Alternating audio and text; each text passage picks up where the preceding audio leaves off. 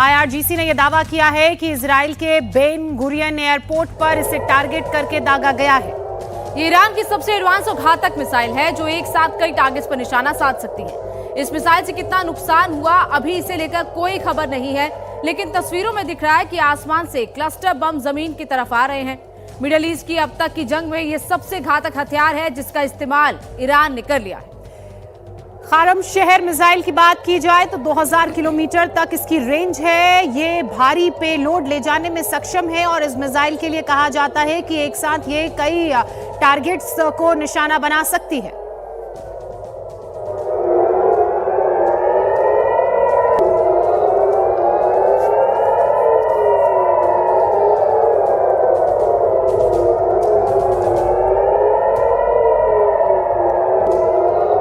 Israel की राजधानी Tel Aviv के आसमान की तस्वीरें आप देख रहे हैं। ईरान ने अपने सबसे घातक हथियार का इस्तेमाल यहां पर किया है और आसमान में आपको कई सारी रोशनियां दिख रही होंगी। जिस मिसाइल का इस्तेमाल किया गया है उसकी मारक क्षमता 2000 किलोमीटर बताई जा रही है।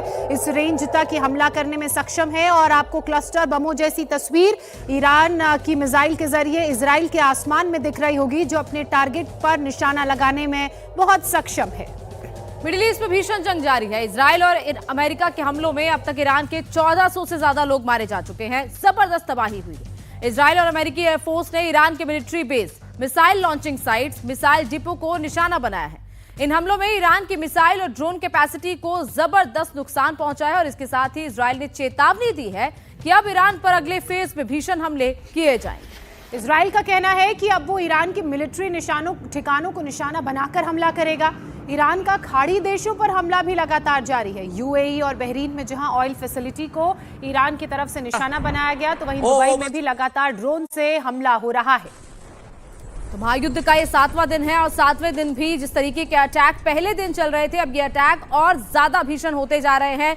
ईरान और इजराइल की तरफ से लगातार अब एक दूसरे पर अलग अलग मिसाइल्स के जरिए, अलग अलग ड्रोन्स के जरिए अटैक किए जा रहे हैं और जिस तरीके से ये अटैक्स हो रहे हैं, ऐसा लग नहीं रहा है कि युद्ध अगले कुछ महीनों तक ही चलेगा। ऐसा लग रहा है कि काफी लंबे वक्त तक ये युद्ध चल सकता है। बच्चों बच्चों बच्चों वो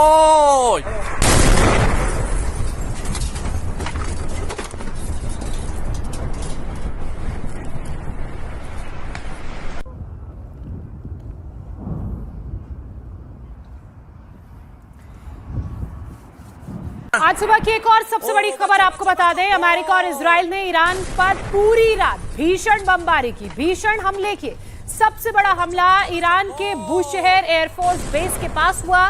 बूशहर में ही ईरान का न्यूक्लियर प्लांट भी है। ये ईरान का दक्षिणी इलाका है और वो इलाका जिसे सबसे सुरक्षित ठिकानों में गिना जाता था। लेकिन इस एयरबेस पर हमला होने के बाद हर तरफ सनसनी मच गई है। बुशहर में ईरान का पहला कमर्शियल न्यूक्लियर रिएक्टर है जिसमें ऑपरेशन साल 2011 से शुरू हुआ। पिछले कुछ सालों में ईरान ने इसकी कैपेसिटी को बढ़ाया और कल रात हुआ हमला सीधे प्लांट पर नहीं किया गया, लेकिन माना जा रहा है कि इस हमले से ईरान की सत्ता को साफ साफ के मैसेज दे दिया गया है कि उसके न्यूक्लियर प्लांट अमेरिका और इजराइल के सीधे निशाने पर है।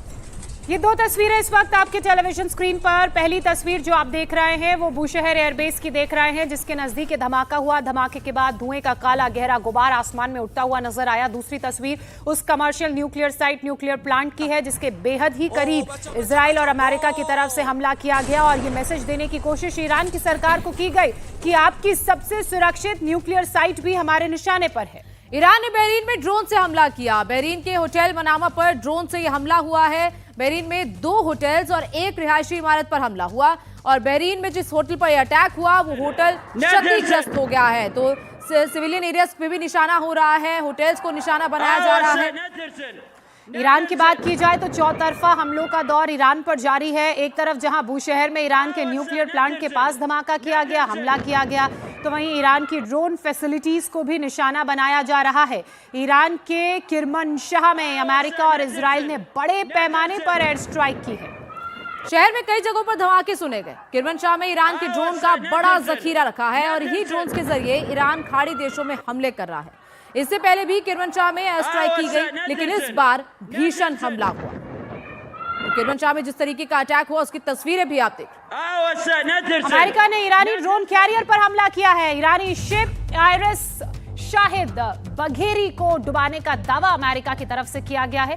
यूएस सेंट्रल कमांड ने हमले का वीडियो भी जारी किया है। हालांकि इसे लेकर ईरान की तरफ से अभी कोई आधिकारिक बयान नहीं आया है। इस हमले की कोई पुष्टि उनकी तरफ से नहीं की गई है। और ये शिप पिछले साल फरवरी में ही ईरानी नेवी में शामिल हुआ था। इस वॉरशिप पर ड्रोन्स के लिए 180 मीटर लंबा रनवे है और ये वॉरशिप एक बार में 22,000 नॉटिकल मील की दूरी तय कर सकता है। इससे पहले कल इसी तरह एक और शिप जो ईरान का बताया जा रहा है श्रीलंका के वाटर्स में, उस पर हमला किया गया था, जिसकी जानकारी पीट हेगसेथ की तरफ से दी गई। अब एक और हमला हुआ है। राष्ट्रपति डोनाल्ड ट्रंप की अगर बात की जाए तो वो लगातार इस बात को लेकर कह रहे हैं कि लगभग 27 से 28 ईरानी शिप्स खत्म कर दी गई हैं। और इसी बीच इजरायली डिफेंस फोर्सेस ने एक वीडियो जारी करके ईरानी फौजियों को टारगेट करने का दावा किया।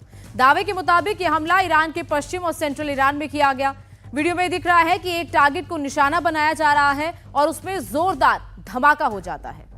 इस तरह से कई टारगेट्स को निशाना बनाते हुए धमाके किए गए हैं और उनके वीडियोस भी जारी किए गए हैं। ये रात के वक्त के धमाकों की तस्वीर है। नाइट सेंसर विजन के जरिए ये सारी तस्वीरें ली गई हैं, जिसमें आप देख सकते हैं कि पिन पॉइंटेड तरीके से ये स्ट्राइक ईरान पर की गई है।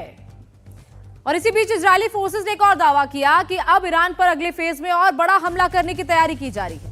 आईडीएफ के चीफ ऑफ स्टाफ का कहना है कि ईरान के आसमान पर उनका कब्जा हो चुका है और ईरान की बैलिस्टिक मिसाइल क्षमता को भारी नुकसान पहुंचाया गया है। इजराइल का यह भी दावा है कि ईरानी मिलिट्री के बुनियादी ढांचे को, इंफ्रास्ट्रक्चर को निशाना बनाया जाएगा।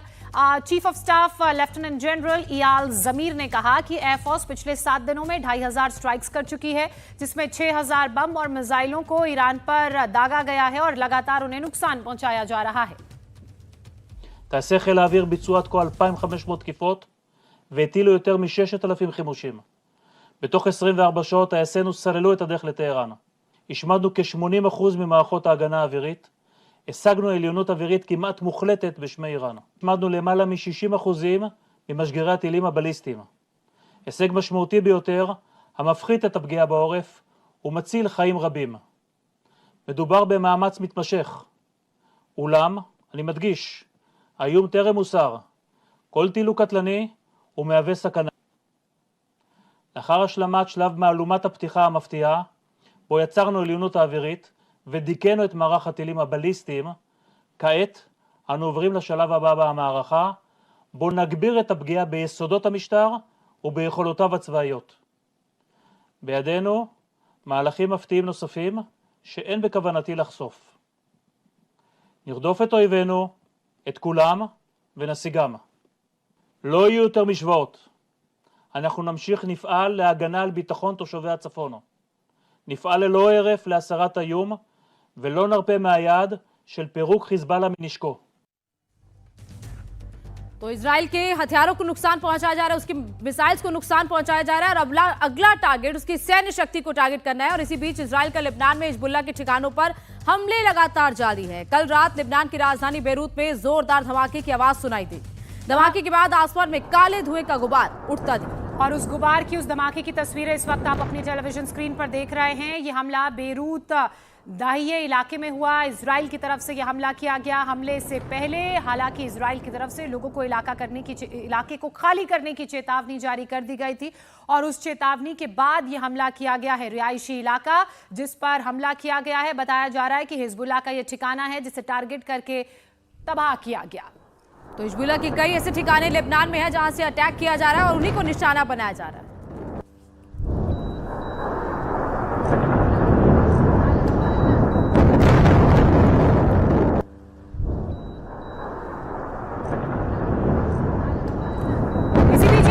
खबर आ रही है, इजराइल ने लेबनान में ग्राउंड ऑपरेशन भी तेज कर दिया है। इजरायली टैंक्स अब लेबनान की सीमा के अंदर घुस चुके हैं। तस्वीरें आप देख रहे हैं, बॉर्डर से लगता हुआ इलाका जहां इजराइल ने अब अपने सैनिकों को उतार दिया है और अपने टैंकों की मदद से आगे की तरफ बढ़ा जा रहा है, इस पूरे इलाके को अपनी प्रॉक्सिमिटी में लेने की कोशिश।